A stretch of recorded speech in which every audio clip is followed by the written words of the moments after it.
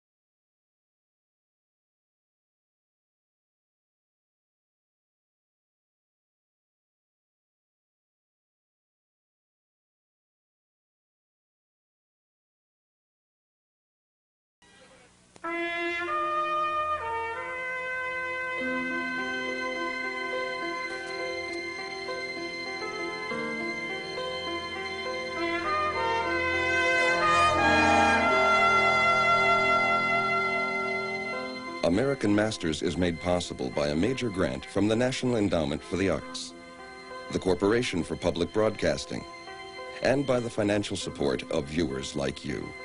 Additional funding has been provided by the Marilyn M. Simpson Charitable Trust, Jack Rudin, the Andre and Elizabeth Cortez Foundation, and Rosalind P. Walter.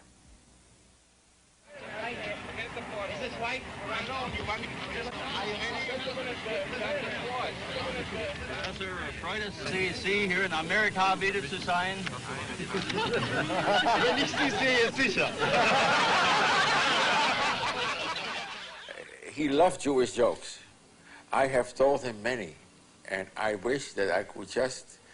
The thing I wish most is that I would have a record in which I could capture Einstein's laughter when he heard a good Jewish joke. He would laugh.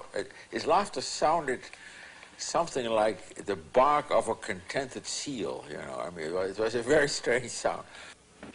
What do you think of prohibition, Professor? Ich trinke nicht, also ist mir das ganz gleich. He doesn't drink at all, so he is not interested in this question. It was like someone who looked from many, many, many dimensions, whether they'll be proven or not, and could see the whole. And that is why I think he loved puzzles so much. But the combination of that vast, somewhere inner detachment and the enormous ethical commitment was a very wonderful thing. It was totally integrated into one flesh and bones, and I think that's rare from my experience. Although he knew who he was, although he was aware of his celebrity, he always took it with humor and always laughed at it and at himself.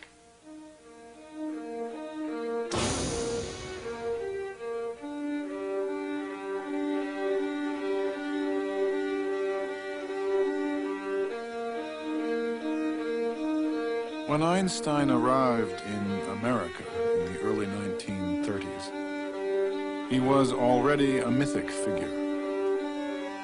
But behind his public image was a man in exile. A loner pulled into the public eye. A pacifist who would be drawn into war. A scientist who believed in God.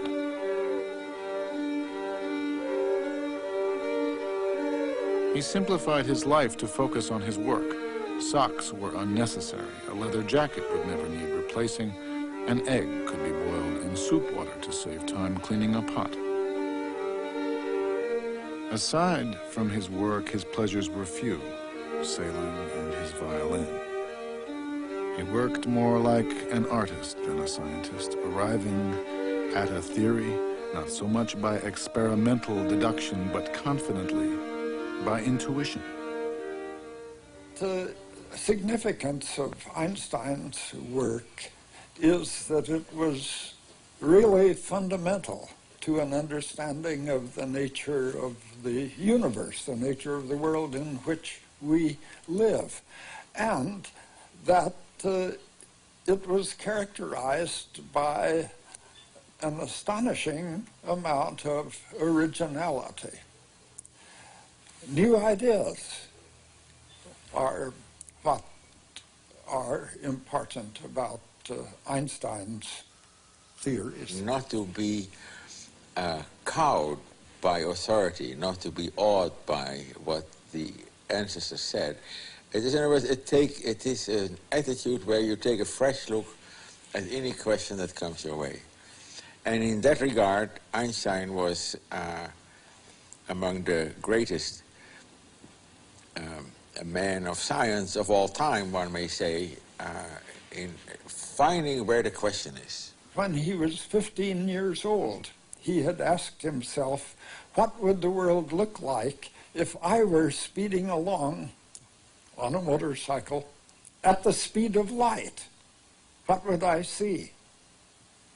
Well, you see, he answered that question in his 1905 paper on special relativity.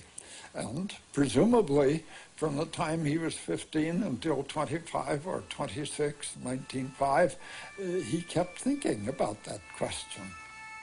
That same year, working at the patent office in Bern, Switzerland, he published 3 papers that changed man's conception of the universe. He questioned our basic notions of time and space that had lasted 300 years and gave the world a revolutionary new way of understanding it.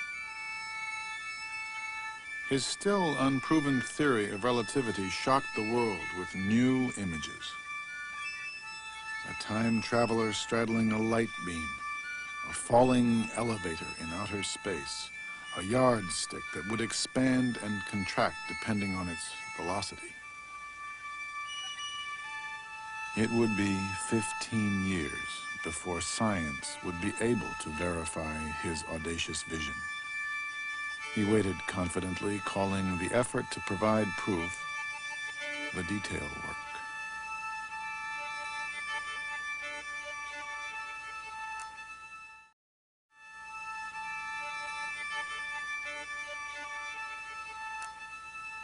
Einstein had the faith that relativity was right.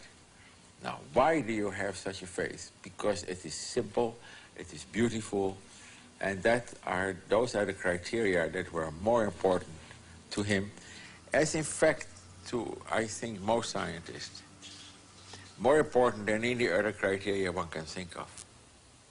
I don't think that he was the first scientist to have had the feeling, the belief, that if you can set up a theory that is really beautiful in its simplicity and generality, then there is a good chance that this theory will turn out to be correct.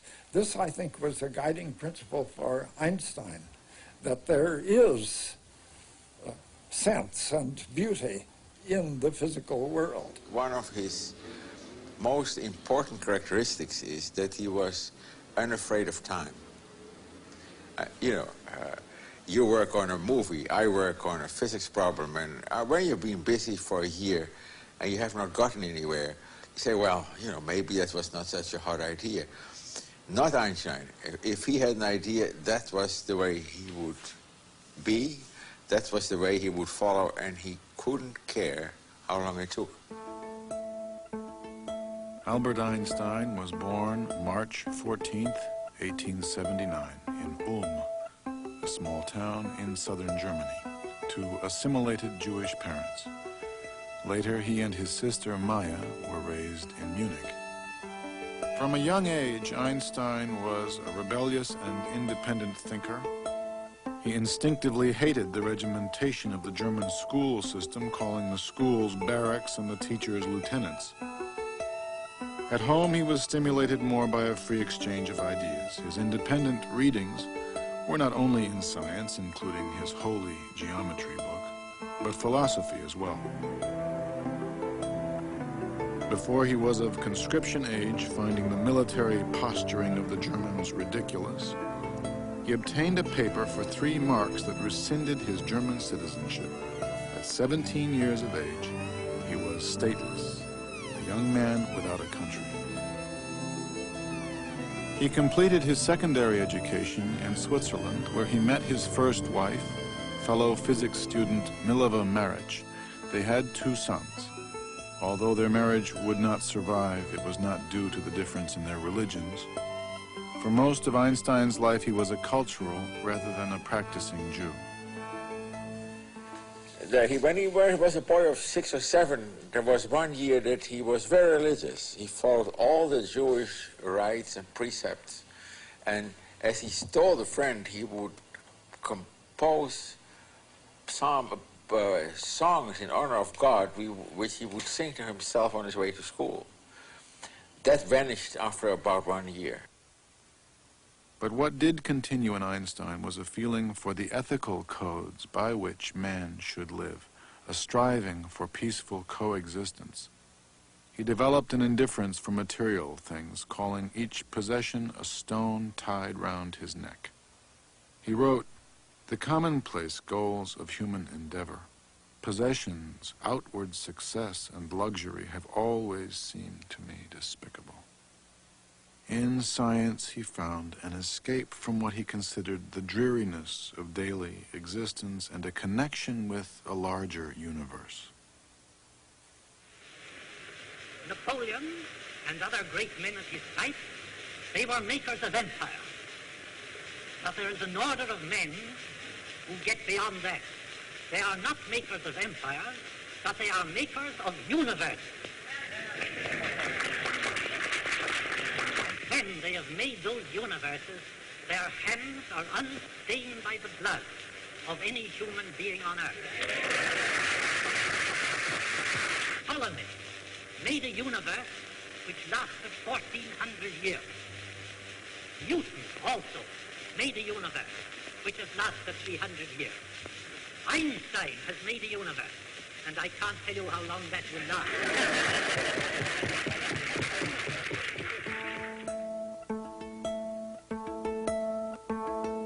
Einstein's universe truly began in 1919 when science finally caught up with his theories. Data taken during a solar eclipse measuring the displacement of a star confirmed his predictions of the bending of starlight and the gravitational field of the sun. Einstein's new universe made front-page news around the world, and he became an overnight celebrity.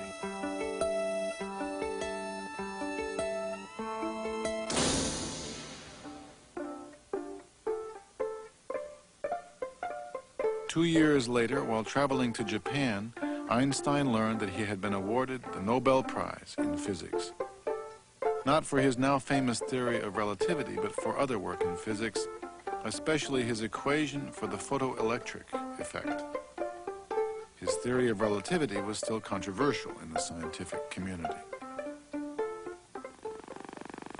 here he comes, down from the sun tower after a hard morning.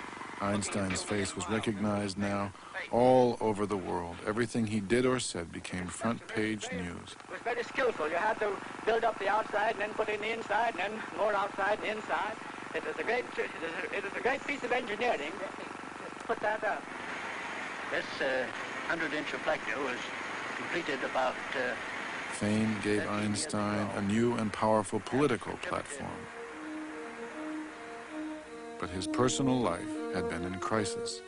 He had divorced Mileva after 5 years of separation and married his first cousin, Elsa, who had nursed Einstein back to health when he was ill in Berlin.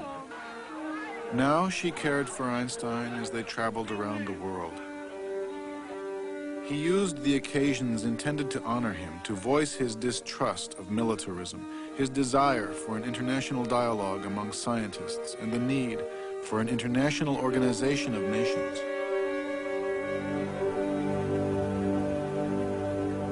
During the First World War, while a professor in Berlin, Einstein had been shocked to find many of his fellow scientists supporting the war, equating German culture with German militarism.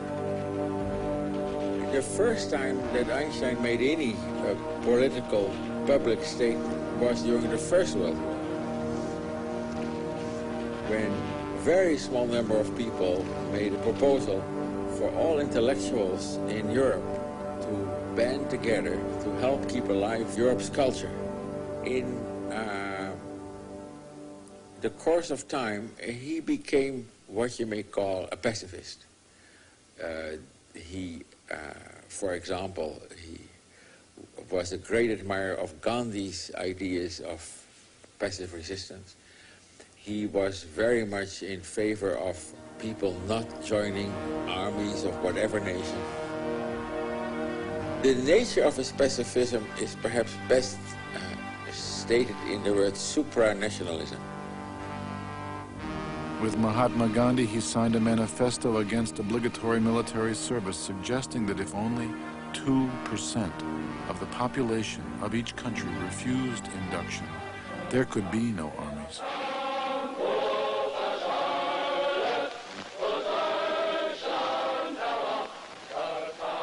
But in Germany, everything pointed to armies and war. With his strong belief in the supreme dignity and life of the individual, he was terrified by the mass psychology of fascism. There were threats on his life, which he didn't take too seriously, but he did take Nazism seriously. A group of anti-Semitic physicists dismissed the theory of relativity as an erroneous Jewish theory. 2,000 books were burned outside the Opera House in Berlin. Among the authors were Albert Einstein.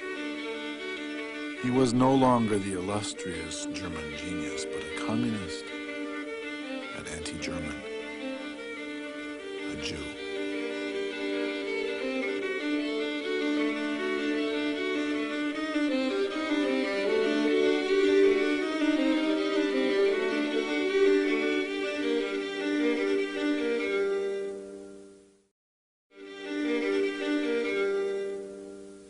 I've often asked myself the question, what do we mean when we say that Einstein was a Jew?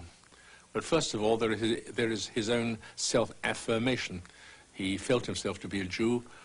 He was attached to the prophetic element, I believe, in the Jewish legacy and tradition. He was a Jew in the sense that whatever happened to Jews happened to him. And this, of course, was dramatized by the fact that Nazi Germany couldn't possibly sustain him because he was a Jew. No matter how great was his eminence, he was the victim of the Jewish fate and of the Jewish affliction. And in a sense, his wandering in the later years of his life seemed to symbolize the condition of the Jewish people as a people which had much influence but no power to open a single door. He never forgave the Germans for what they had done. Never. And there are several very moving short pieces written by him, such as one contribution dealing with the destruction of the ghetto in Warsaw. On the other hand, that was slightly the paradox, he was deeply rooted in the German culture. We always spoke German together because that is the best way I could follow the nuance of his personality. German was the language in which he was free to modulate and to express himself.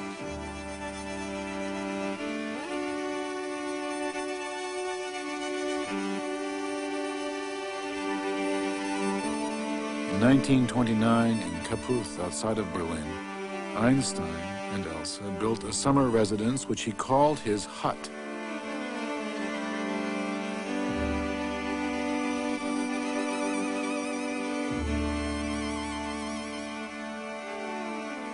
Here he could retreat to nature, work undisturbed, and take his sailboat out on the lake. It was an idyllic place where he felt comfortable, where, Elsa wrote a friend, even the local Nazis loved Einstein. But only 3 summers passed before the Nazis came to power, and while Einstein and Elsa were out of the country, the Nazis raided their home and confiscated their property. The summer home was turned into an Aryan youth house. A year later, the local newspaper advertised his boat for sale.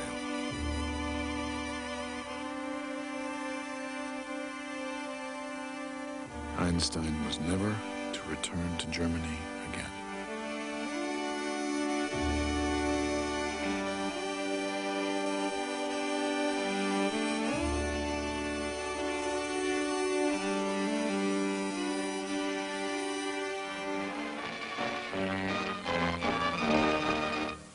Dr. Einstein, who gave the world its biggest headache, is back in California again with his wife.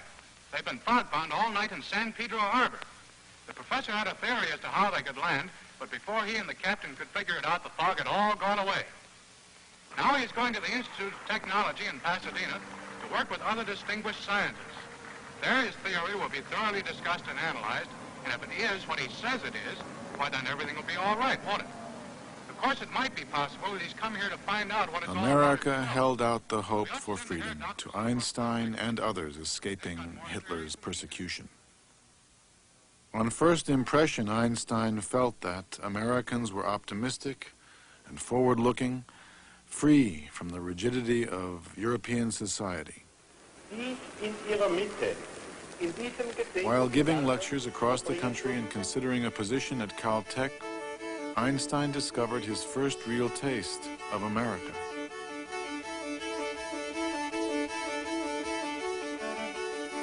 He wrote, "I've been staying for 2 months in this country of contradictions and surprises where one alternates between admiration and head-shaking."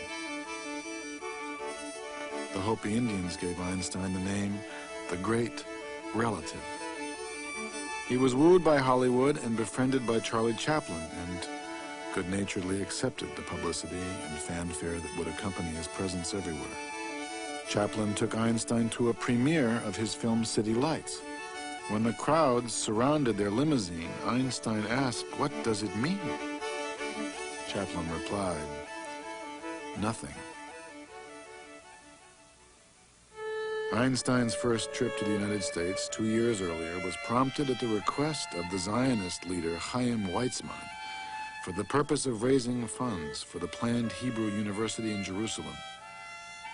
He was sympathetic to preserving a Jewish culture and community and had made a special visit to Palestine in 1923.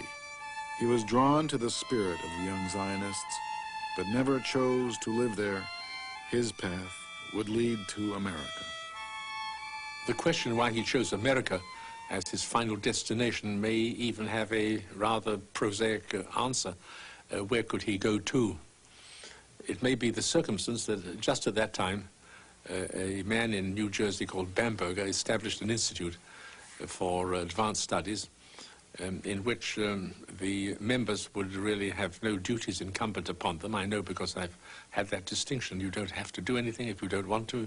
You don't have to publish if you don't want to. You don't have to give lectures if you don't want to. You're entirely alone with the ability to think, to speculate, not to think, not to speculate.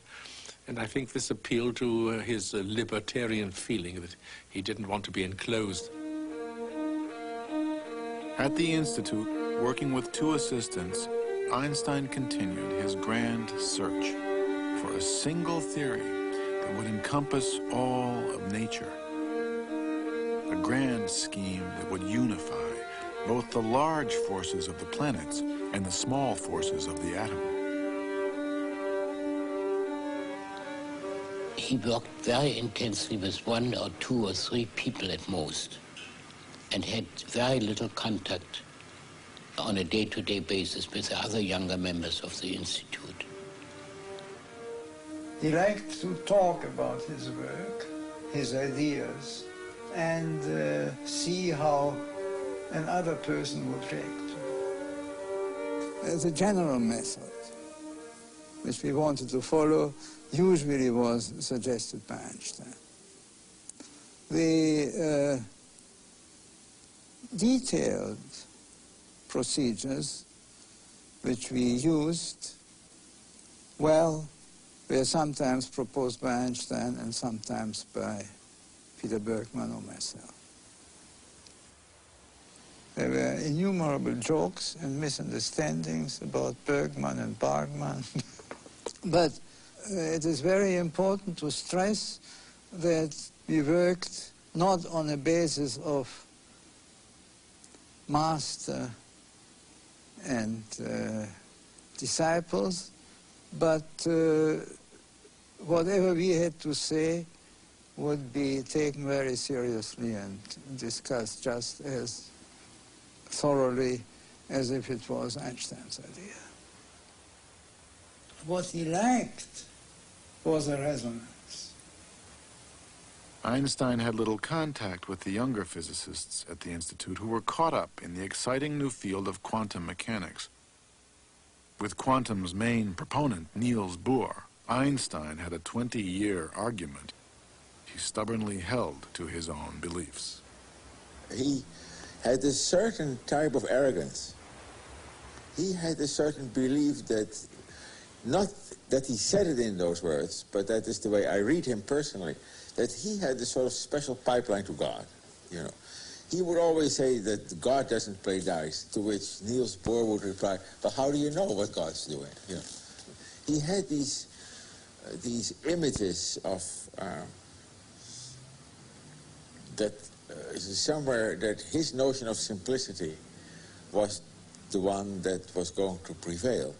And this, of course, explains his difficulty in accepting quantum mechanics with its uncertainty, the Heisenberg uncertainty principle, which introduces, Einstein thought, the idea that chance is involved in the physical world.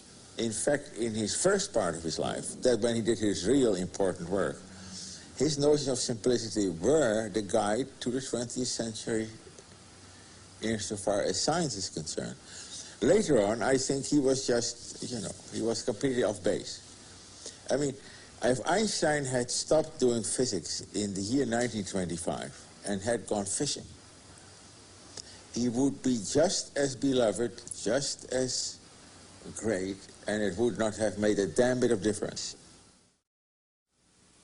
None of these criticisms fazed Einstein. He still played his violin, he still sailed, and stubbornly pursued his lofty vision. It was only news from Europe which would pull Einstein from his work. Requests from refugees for sponsorship to emigrate to America poured in. He wrote so many affidavits he began to fear they had lost their value.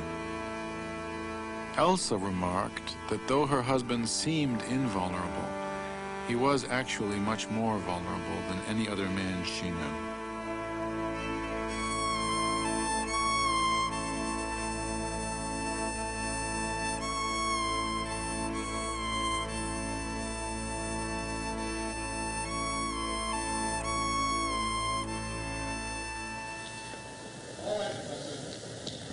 We are concerned here with an act of humanity, with the maintaining of cultural values, and not least with a measure of considerable political importance. The effect upon all nations, and not least upon the Germans, of the fate of these innocent people so maliciously persecuted must not be underestimated. To leave these victims to their misery would be a heavy blow to all those who believe in human solidarity and would encourage those who believe only in force and oppression and who act accordingly. When the Nazis came into power, Einstein, I think, was faced with a dilemma. Should he continue with his pacifism, or should he do what he could to resist the Nazis in their effort to get control of the whole world? He said that he would be willing to subscribe to the idea to resist force with force.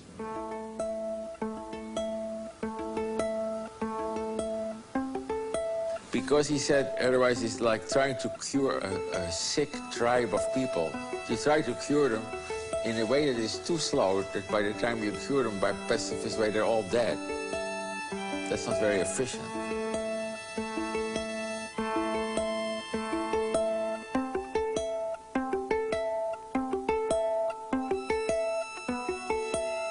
Einstein wrote a close friend, due to the wretched traditions of the Germans, who are such a badly messed up people, it will be very difficult to remedy the situation by sensible, not to speak of humane, means.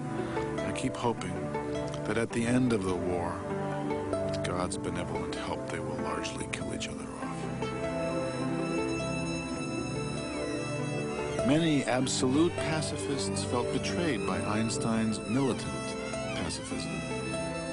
But Hitler forced his hand.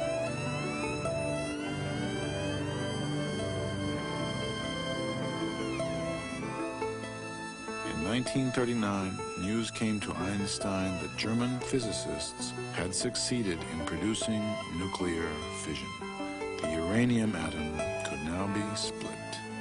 Germany might be able to develop a bomb.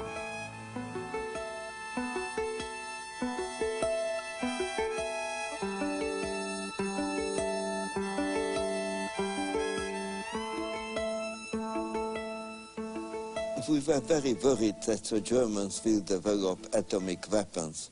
We wanted, therefore, to interest the United States to develop nuclear weapons so that Hitler should not be the only one to possess them. And it was a friend of mine, Dr. Szilard, who had the idea that Einstein should write a letter to Roosevelt, and maybe that will have some effect. He did not know about the fission process, which was, of course, the basis of the difficulty. But he understood it in 15 minutes, and he dictated a letter. It was taken to Roosevelt, and Roosevelt appointed the Bureau of Standards to look into the question of nuclear weapons and see whether they are possible and what effect they may have. Sir, some recent work by Yves Fermi and L. Szilard leads me to expect that the element uranium may be turned into a new and important source of energy in the immediate future. It is conceivable that extremely powerful bombs of a new type may thus be constructed. In view of this situation, you might think it desirable to put forward a recommendation for government action. The government gathered the top American and European exile scientists to work on the Manhattan Project, headed by Robert Oppenheimer. Science and government were at the beginning of a new and ambitious partnership. Einstein was not called to participate. He remained in Princeton. The work at Los Alamos was considered too confidential to be entrusted to Einstein. He was considered a security risk. But we did not want it to be exploded over a Japanese city, but over open territory to show it to the Japanese scientists that there is such thing terrible and Japan should come to a good peace with the United States. Well, we tried to persuade the government, but we did not succeed. On March 25th, 1945, Einstein sent a second letter to President Roosevelt, warning of the catastrophic consequences that would result if the atom bomb were ever actually used. FDR died a few days later. The letter lay unopened on his desk.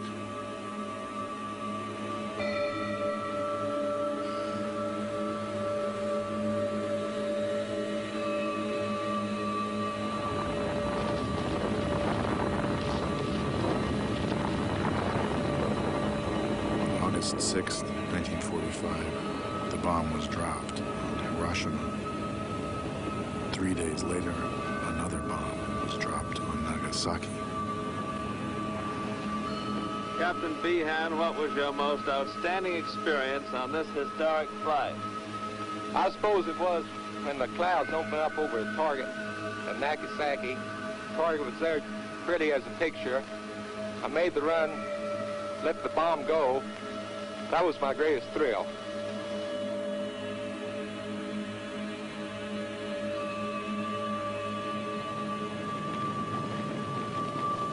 Einstein told a close friend when they heard the news, "I could burn my fingers that I wrote that first letter to Roosevelt."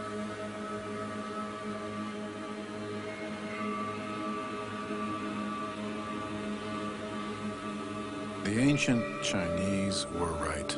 It is impossible to know the results of your actions.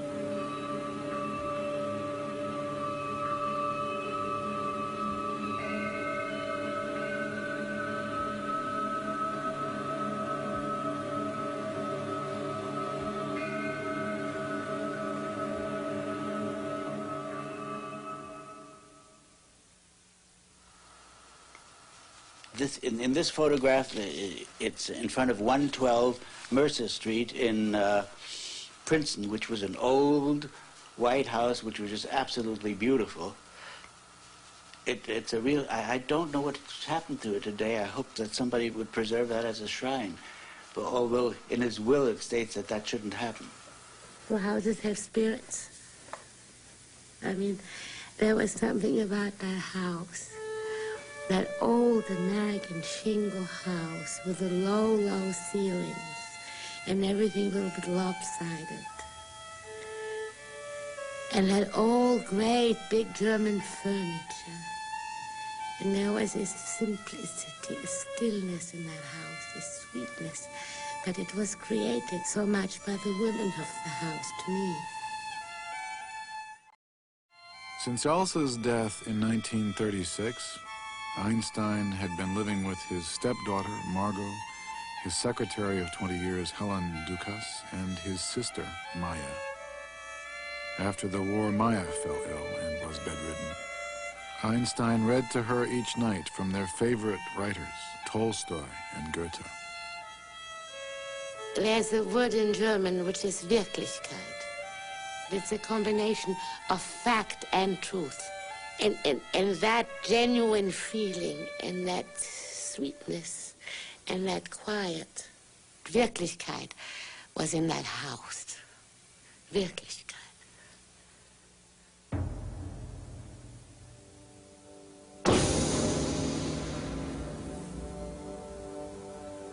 The media sensationalized Einstein's role in the building of the atom bomb. They called him the father of the bomb, but he was not. Although Einstein's theoretical formulation E equals mc squared was the basis for nuclear fission, it was only a description of nature, not a prescription for a bomb. Einstein did not feel guilty about his science, but he did feel guilty. I didn't see much of Einstein until after the war. We usually talked about world affairs rather than about science. One evening, Einstein said, and I tried to fix this in my mind while he was saying it, and immediately afterward I left, and as soon as he had gone back in the house, I got out my diary and wrote down just what he had said. He said, I made one mistake in my life when I signed that letter to President Roosevelt advocating that the atomic bombs be built. But perhaps I can be forgiven for that, because we all felt that there was a high probability that the Germans were working on this problem, and they might succeed and use the atomic bomb to become the master race. Einstein's link to the atom bomb brought an onslaught of letters and telegrams. Helen Dukas tried to protect him. He withdrew to Mercer Street. But the sweetness was not the same. Einstein's worst fears had been realized. The products of science were not benign.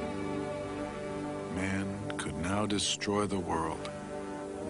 Einstein was burdened by the misuse of what he loved most, and believed that now a dramatic new way of thinking was needed.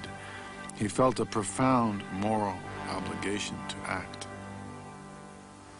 In 1946, the Emergency Committee of Atomic Scientists was set up.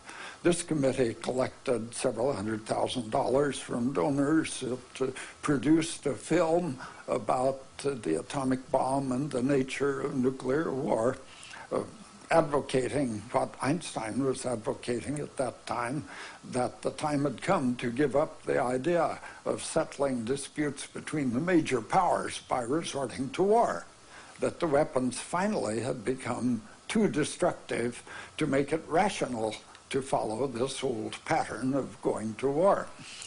So the emergency committee was set up with Einstein as the chairman, and it was usually called just the Einstein Committee.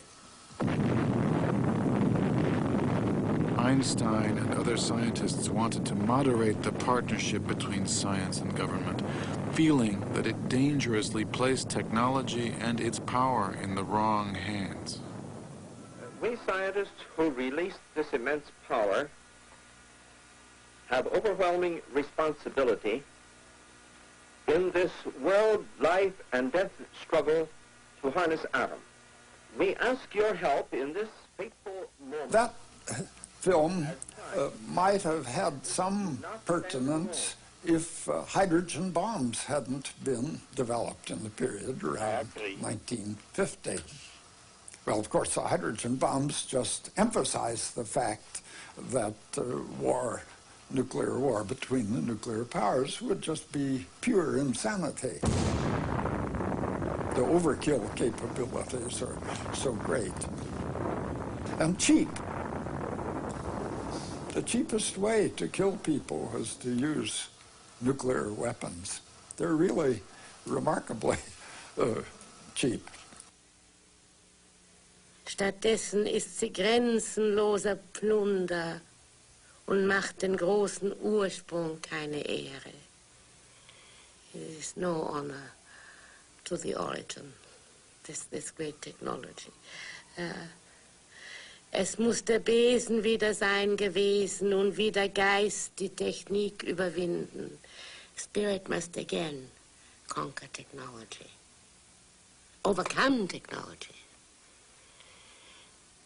Am weisen Meister wird die Welt genesen. On the wise master, the world will recover. In this case, the master again, not God. In this case, the master not Newton, but the master Einstein. This is the light of hope we tend to ignite today with a match. I don't know how much hope he had, but he felt at any rate obligated to make every possible effort on his part to bring the end of war about. I think like most people who have some idea of the destructiveness of nuclear weapons, he realized that the Third World War might well mean the end of, or almost certainly mean the end of civilization on Earth, and possibly the end of life on Earth. What need is there for responsibility? I believe that the horrifying deterioration in the ethical conduct of people today stems from the mechanization and dehumanization of our lives, a disastrous byproduct of the development of the scientific and technical mentality. We are guilty. Man grows cold faster than the planet he inhabits. The hydrogen bomb appears on the public horizon as a probably attainable goal. Its accelerated development has been solemnly proclaimed by the President. If successful, radioactive poisoning of the atmosphere and hence annihilation of any life on Earth has been brought within the range of technical possibilities. The ghost-like character of this development lies in its appearance. Over a 5-year period, beginning in 1949, the FBI, under J. Edgar Hoover, began to assemble a massive Einstein file. But the government did not go so far as to call him to testify. During the McCarthy hearings, Einstein urged passive resistance. He advised against pleading the Fifth Amendment, which protects against self-incrimination, but rather the First, which protects freedom of speech. His friend Oppenheimer, accused of un-American communist sympathies, did not take Einstein's advice. He was somewhat out of tune with the spirit of the times. Let us not forget that the late 1940s, especially the 1950s, this was an age in which America didn't distinguish itself in terms of liberal democracy. It was the age of McCarthyism, of suspicion. The Rosenberg